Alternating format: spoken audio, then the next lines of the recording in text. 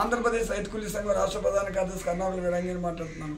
ఈ నెల 14-15 తారీఖుల్లో అరుణోదయ 50 సంవత్సరాలు అయింది స్థాపించి 50 వసంతాల జరుపుకున్న సందర్భంగా అరుణోదయ అనేది ఈ రెండు రాష్ట్రాల్లో అనేక పోరాటాల్లో చాలా కీలక పాత్ర వహించింది.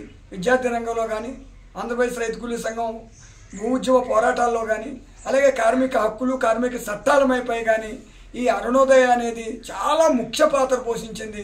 అరుణోదయ కళాకారులు కూడా ప్రభుత్వాలు ఎన్ని నిర్బంధాలు పెట్టినా, ఎన్ని కష్టాలు బాధలు పెట్టినప్పటికీ కూడా ఏ విషయంలోనూ కూడా వెనక్కి తగ్గకుండా 50 ఏళ్ళ నుంచి కూడా ప్రజలకు అండగా ఉంటూ ప్రజా సమస్యల మీద గళమెత్తుతూ, ప్రజా సమస్యలు ఎక్కడున్నా కేంద్ర రాష్ట్ర ప్రభుత్వాలు ప్రజా వ్యతిరేక విధానాలకు అవలంబించినప్పుడు ఖచ్చితంగా వాళ్ళ పాట హాటతో గళమెత్తారని, అందుకే ఈ 14-15 తారీఖులు జరిగే సభలను జయప్రదం చేయవలసిందిగా ఆంధ్రప్రదేశ్ రైతు కూలీ సంఘం మేధావులకి, విద్యార్థులకి, అలాగే పౌర హక్కుల వాళ్ళకి అందరికీ కూడా పిలుపునిస్తున్నాం.